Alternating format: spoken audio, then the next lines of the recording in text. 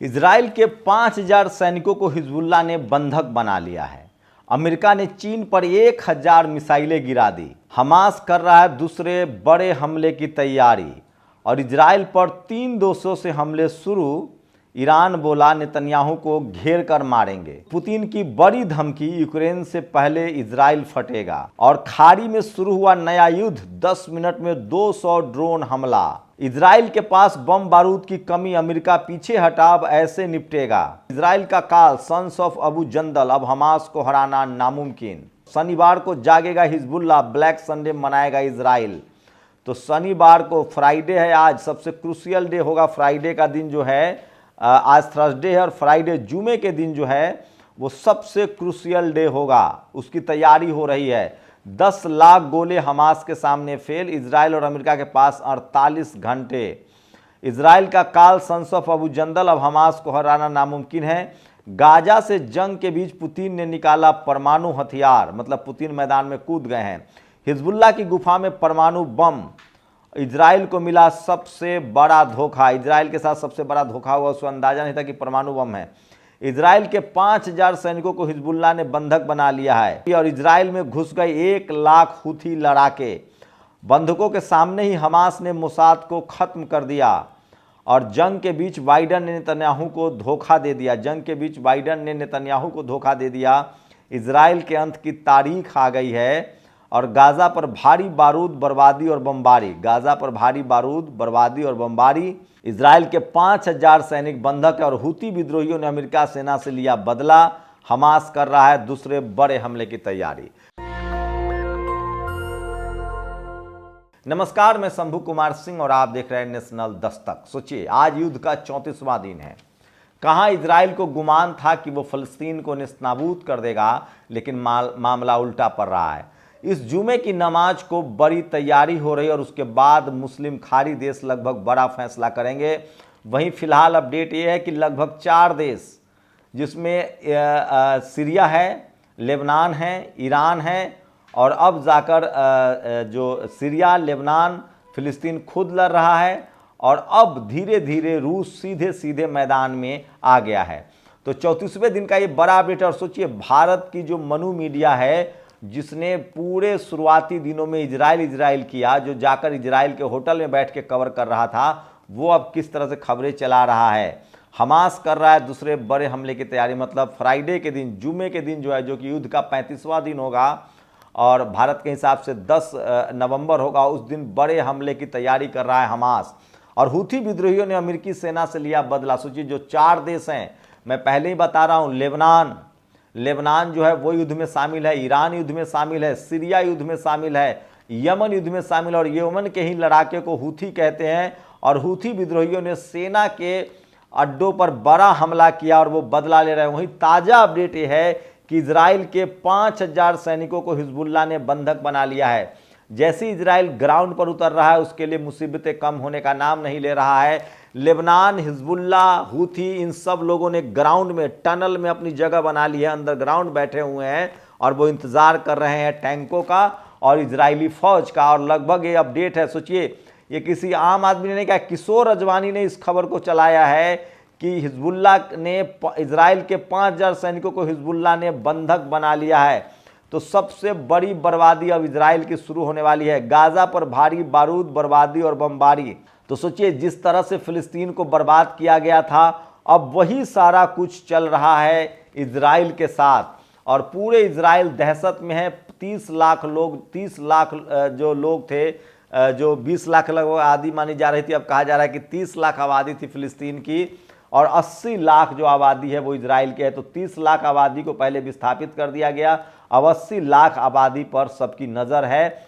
और वहीं पुतिन ने बड़ा यूटर्न लिया है और सोचिए, इजराइल के अंत की तारीख आ गई है धीरे धीरे। लगभग कल जुमे के बाद फ्राइडे के दिन लगभग एक बड़ा फैसला होगा। खाड़ी देश एक बड़ा फैसला लेंगे और हो सकता है कि इजराइल पर चारों तरफ से बमबारी शुरू हो जाए। और जंग के बीच बाइडेन और नेतन्याहू के बीच जो लड़ाई है वो छिड़ गई है। दोनों में मनमुटाव है और अमेरिका ने लगभग तय कर लिया है कि वो अब इस मामले में अपना नुकसान नहीं चाहता है, क्योंकि खाड़ी देशों ने उसके साथ प्रस्ताव रखा है कि या तो आप इजराइल की मदद बंद करो या हमारे जो 13 आपके सैनिक अड्डे हैं खाड़ी देश से उसको हटाओ। अब अमेरिका अपना हित तो छोड़ेगा नहीं। नतीजा उसने बेंजामिन नेतन्याहू को कहा है कि भैया हम युद्ध में आपकी मदद नहीं कर पाएंगे। तो मैंने कहा था अमेरिका किसी का सगा नहीं जिसको उसने ठगा नहीं। तो अब जाकर बीच युद्ध में अमेरिका ने इजराइल को छोड़ दिया है। तो जंग के दौरान और बंधकों के सामने ही हमास ने मोसाद को खत्म कर दिया। तो सोचिए किस तरह से मोसाद जो सबसे बड़ी इंटेलिजेंस एजेंसी थी, खुफिया विभाग था, उस पर भी गाज गिर रहा है। और इजराइल में घुसा 1 लाख हूथी लड़ाके, वही हूथी लड़ाके जो है, जो यमन के लड़ाके हैं, हिजबुल्ला, हमास, हूती और सीरिया, ये चारों एक तरफ टूट रहे हैं। वही ईरान अमेरिकी अड्डों पर हमला कर रहा है। युद्ध बड़ा विकल होता जा रहा है और फ्राइडे को सबसे बड़ा हमला होगा जिसकी तैयारी चल रही है।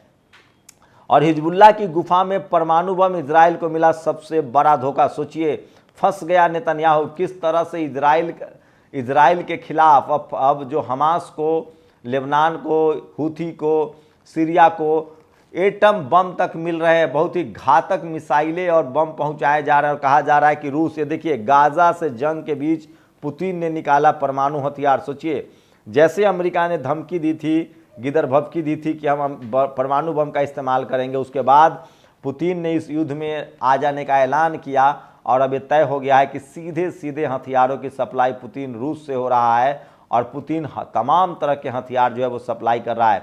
इजराइल का काल सन्स ऑफ अबू जंदाल, अब हमास को हराना नामुमकिन है। हानिया के बाद एक और नया नेता आ गया और 10 लाख गोले हमास के सामने फेल हैं। इजराइल और अमेरिका के पास 48 घंटे हैं। मतलब फ्राइडे जो होगा वो सबसे बड़ा फ्राइडे होगा। और जिस तरह से नेतन्याहू और बेंजामिन में युद्ध शुरू हो गया है और अमेरिका ने अपने हाथ जो है वो खींच लिए हैं क्योंकि वो अपना हित नहीं चाहता है। और इजराइल पर 3 देशों के हमले शुरू हो चुके हैं। ईरान बोला नेतन्याहू को घेर कर मारेंगे। ईरान काफ़ी खफा है। और ब्लैक संडे, सोचिए फ्राइडे को फैसला होगा और शनिवार और रविवार का जो दिन होगा वो इजराइल के लिए सबसे विनाशक होगा। इसका आप अंदाजा नहीं लगा सकते हैं। तो ब्लैक संडे घोषित कर दिया जाएगा इजराइल को। जो सबसे बड़ी खबर आपको बता रहा हूं कि बहुत ही खतरनाक स्थिति में युद्ध पहुंच गया है और अब चारों तरफ से इजराइल के पास बम बारूद की भी कमी है। अमेरिका पीछे हटा और अमेरिका ने साफ मना कर दिया है कि हम आपके साथ अब नहीं बने रहेंगे, क्योंकि अमेरिका अपनी बचाने में लगा हुआ है, क्योंकि वो खुद चारों तरफ से घिर गया। वहीं नए युद्ध जो शुरू हुए हैं उसमें 10 मिनट में 200 ड्रोन हमला किया है ईरान ने लगातार हमला शुरू कर दिया है। वो अमेरिकी अड्डों पर भी हमला कर रहा है, इजराइल पर भी हमला कर रहा है। और पुतिन की बड़ी धमकी, यूक्रेन से पहले इजराइल फटेगा। सोचिए पुतिन ने कह दिया है कि अब यूक्रेन को हम बाद में देखेंगे, पहले हम इजराइल को निपटाएंगे। तो सोचिए 3 देश हमला शुरू कर चुके हैं और सीधे सीधे हमास बड़ी तैयारी कर रहा है फ्राइडे को। लेकिन सबसे बड़ी खबर चीन की तरफ से आ रही है।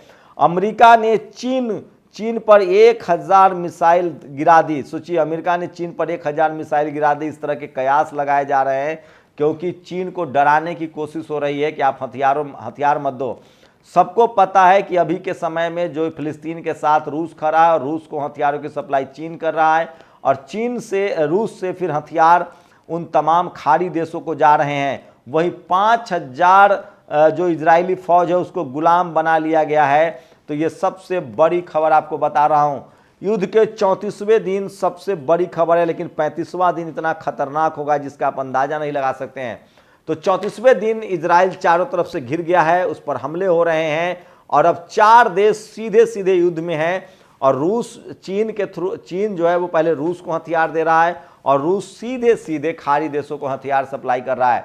इजराइल पर हमला कर रहा है। आपको बता दें कि सीरिया, उसके बाद यमन, उसके बाद लेबनान और हमास, ये 4 हमला हो रहा है। और अमेरिका और बेंजामिन नेतन्याहू में अब बन नहीं रही है। अमेरिका ने पीछे हटने का ऐलान किया जिसके बाद हंगामा मचा है। तो सोचिए फ्राइडे, कल जुमे की नमाज है, उसके बाद लगभग तय हो जाएगा। और खाड़ी देशों ने ऐलान कर दिया है कि या तो अमेरिका इजराइल का साथ छोड़े या हमारे यहाँ से सैनिक अड्डा हटाए, हम कोई भी संबंध नहीं रखेंगे।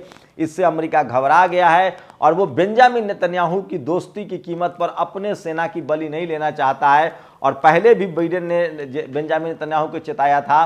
तो अब इजराइल पूरी तरह से अलग थलग पड़ गया। अमेरिका अपना हित देख रहा है और वो उसने फैसला कर लिया है कि वो अब कुछ भी नहीं देगा और इजराइल के पास न बम बचे हैं, न तेल बचा है, न उसके पास फाइटर प्लेन में है लोग उड़ाने के लिए उसके पास कुछ संसाधन है।